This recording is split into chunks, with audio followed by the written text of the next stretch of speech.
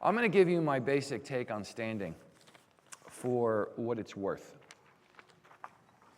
Okay, we're just releasing this thing that just came out about the 8 postures of Yichen and Santi and Xing Yi. The Santi is not specific to Tai Chi, although I think Santi is probably, if you only could do one standing posture, in terms of developing Yang Qi. Not Yin Qi, but Yang Qi. It's the strongest one in the game. There is nothing stronger than that. It is number one, beyond a shadow of a doubt. And as a matter of fact, in a lot of ways, I think that that is, if I was only going to teach one thing about Xing Yi and nothing else, I would teach Santi. That's the thing that people did. Li Luo Neng, for example, when he was taught by the Dai brothers, he was made to do that for 2.5 years before they taught him anything else. Because if you want to get your Qi to sink to your Dandian, if you really want to learn how to have one-pointed concentration, if you want to have the ability later on to go through virtually any obstacle you ever encounter in your life, which I have to say is the Xing Yi thing, onwards and forwards, boom, to the goal, period. I would have to say Santi is the strongest thing. The 8 postures of Yichen are coming off of what other things that were inside of Xing Yi. All of this comes from the 2 understanding postures of Taoism. In opening the energy gates, I started with that in my first book because, look, you have this real issue about Qi for most people. You don't really have a solid contact with it. It's theoretical. It's not in your body. And you can't feel your body that even if it was going on, how would you know? It's like asking a blind person to analyze a painting. Since if you can't feel something, if it's going on with your body, you have no way of knowing if it's occurring or not. I mean, that's it. Just as visually, if you cannot see something, if your optic nerve doesn't work, you have no way of knowing if something's out there. All you can have is vague suspicions. And that is the issue of being blind. Okay? A deaf person, they can feel vibration, but they have no way of knowing any conversation that's occurring, what is being said if they can't hear it. All they can do is maybe get the emotional vibe that comes off of it. So standing is probably the most direct way of being able to feel the Qi of your body.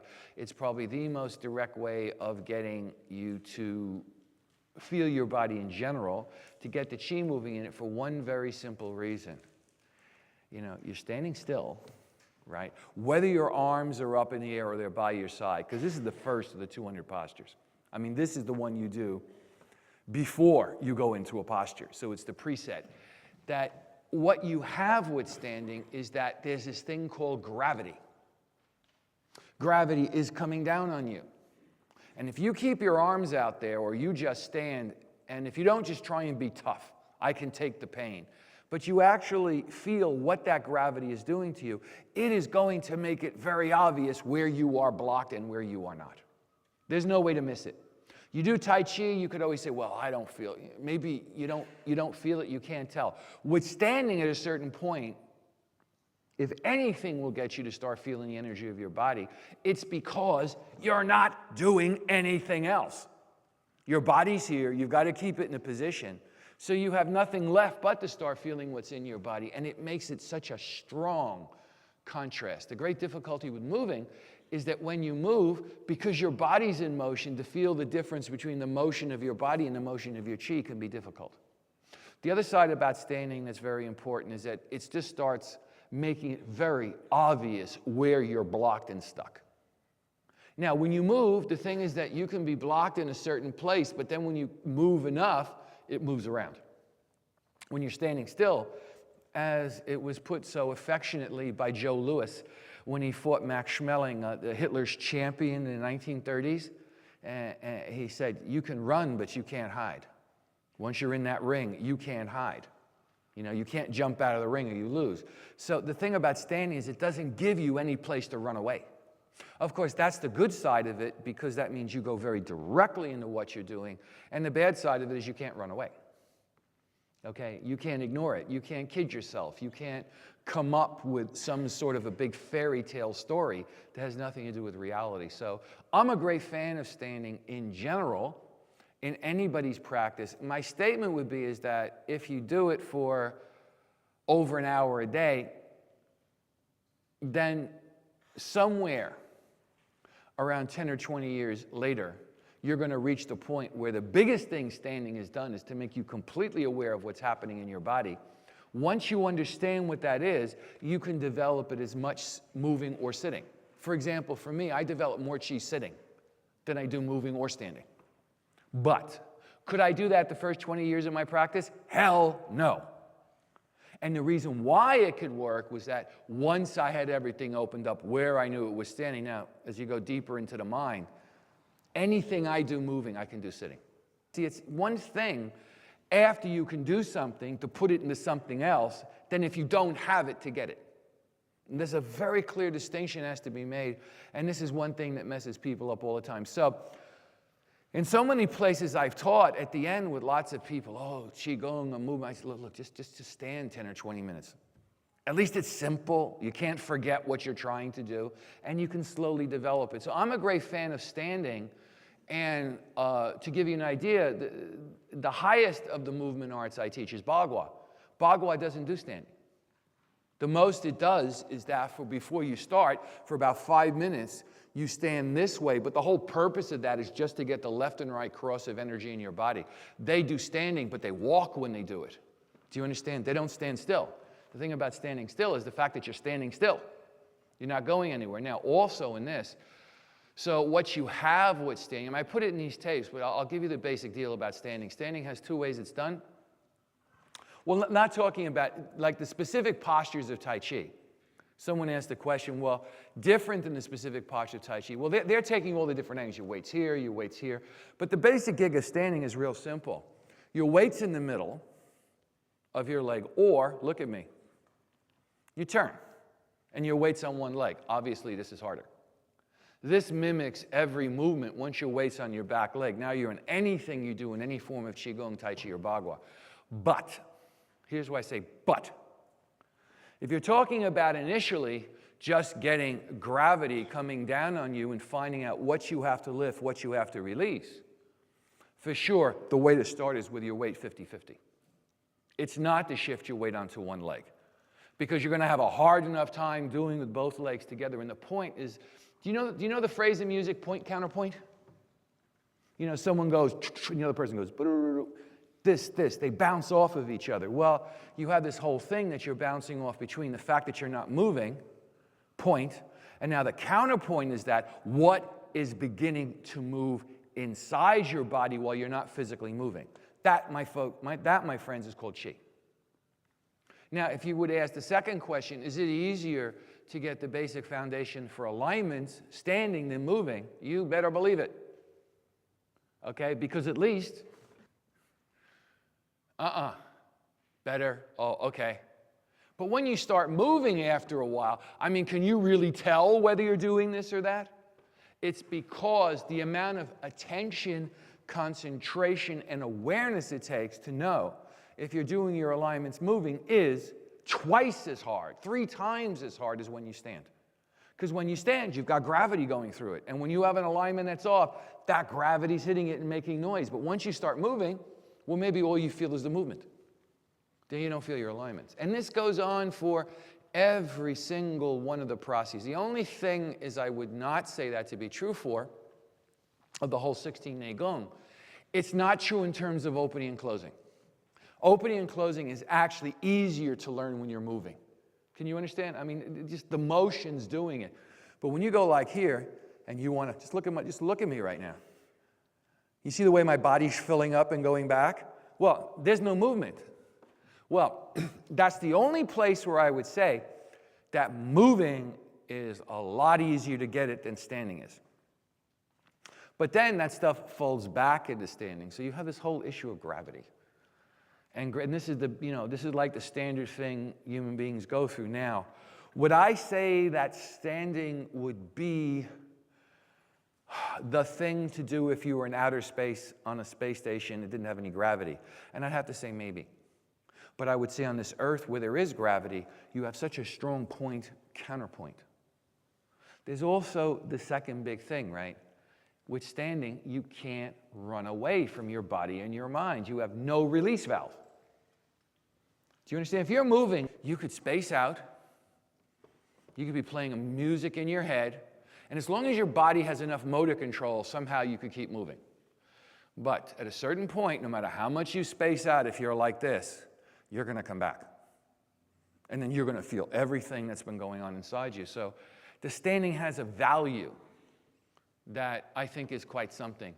And classically, in every Taoist Qigong method, there was always some coupling of the standing with the moving. Originally in Taoism, if we go back thousands of years ago, there were 200 standing postures. Each one of them was used specifically to open up specific energetics within the body. Okay? Everything that's in your Tai Chi, your Bagua, your Xing Yi, all these Kakamimi Qigong movements, all of their internal content goes back to those 200 postures. That was the genesis. That was the origination. That is where it came from. That was the mother that birthed the first child. And then it just kind of kept going. So I'm a great fan of standing. I think there's a lot to it. Not everybody holds this opinion. I'm only giving you Bruce's opinion, but I got to tell you something to use this, right? Oh, there are all these stories. For example, in the Chen style of Tai Chi, it was one point the person who really brought it to Beijing was Chen Fa Ke, and there was a time when he was younger, he did two things when his other relatives were beating him up, and he was, by his position in the family, he was supposed to become the big deal, but his cousins were beating the crap out of him, so this was a problem. So he did two things. The first thing is he started doing the form really slowly, which is a Tai Chi classic treatment. For example, I did a long form in Tokyo, and it was a Chen Pan Ling form, and doing it at normal speed, it took about a half an hour. Well, I was doing it as a standard thing after a while. When I really learned how to put everything together, right?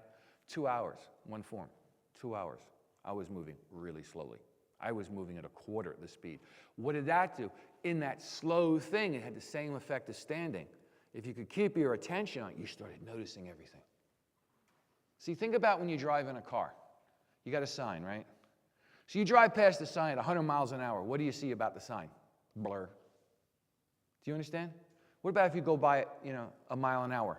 You can see every little thing in the painting. So that's when you go to extreme slowness. Of course, then that goes to the other thing about when you practice a form.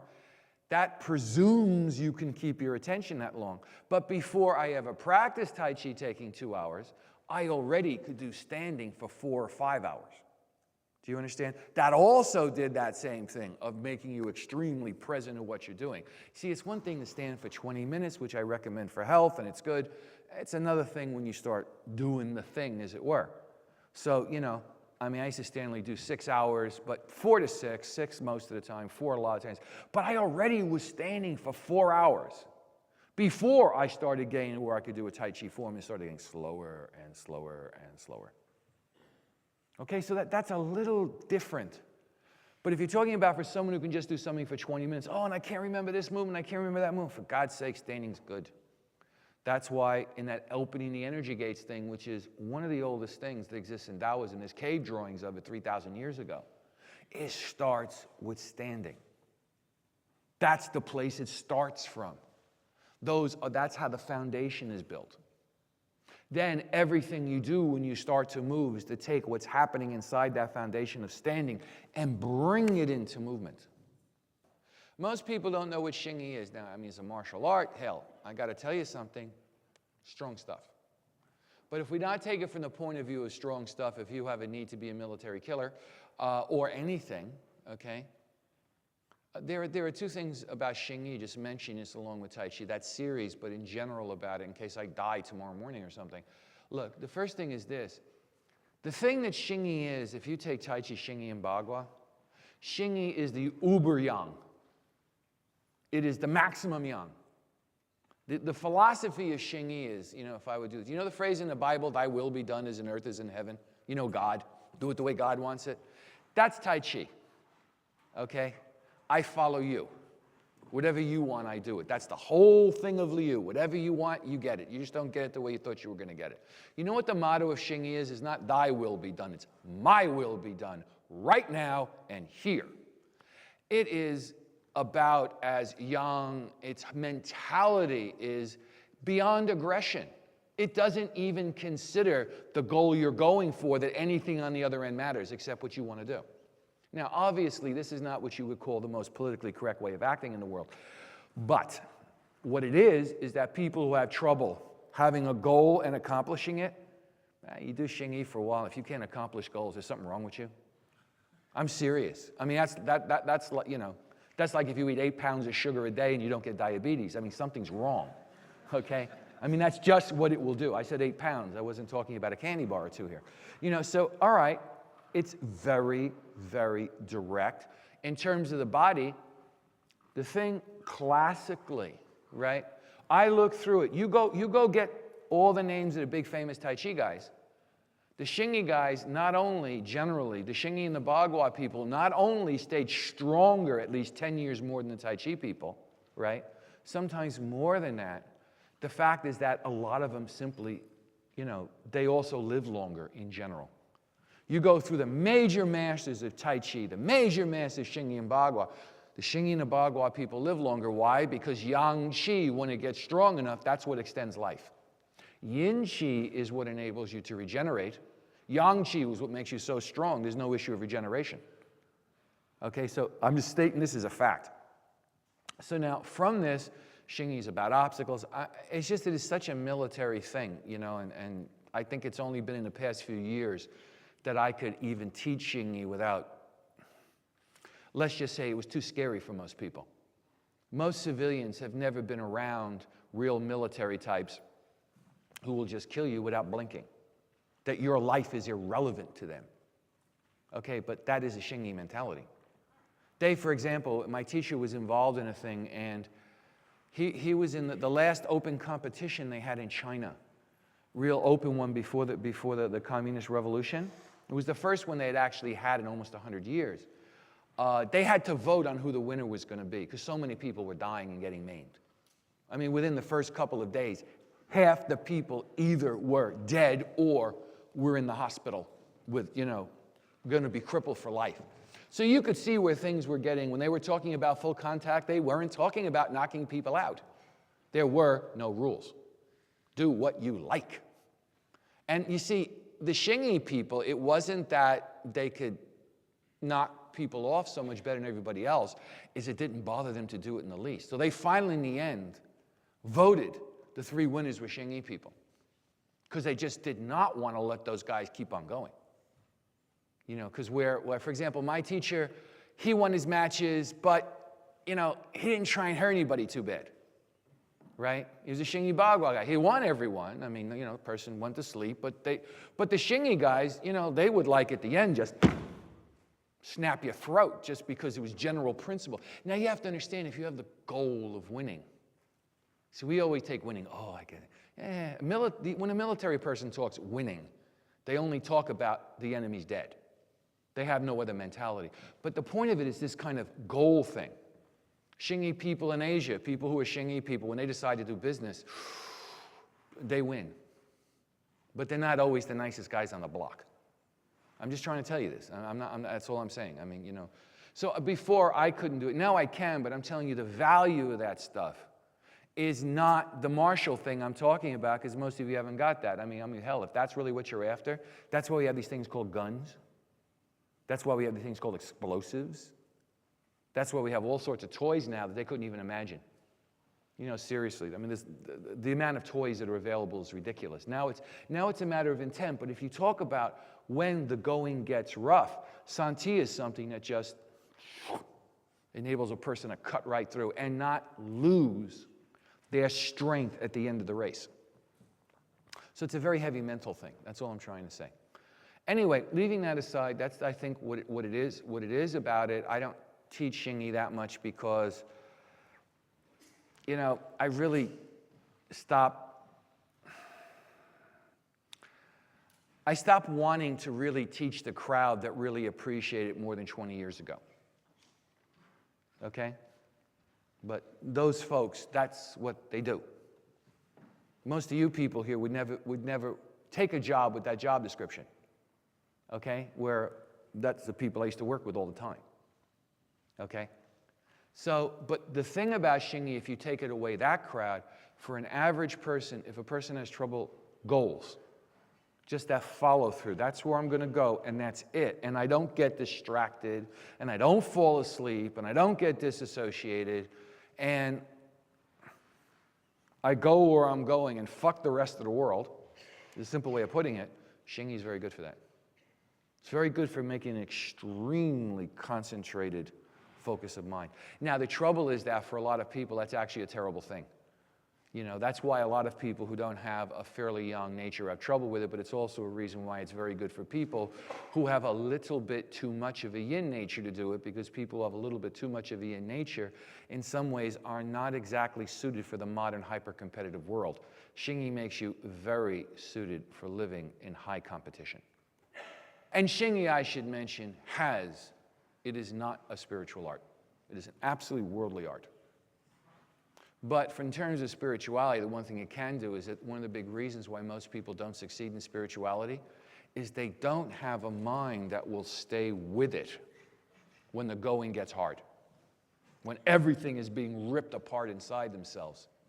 They just go, and they're out. That doesn't happen to a Xing Yi person. They go, and they keep going. I don't say there's not going to be the because if things get rough, they're rough.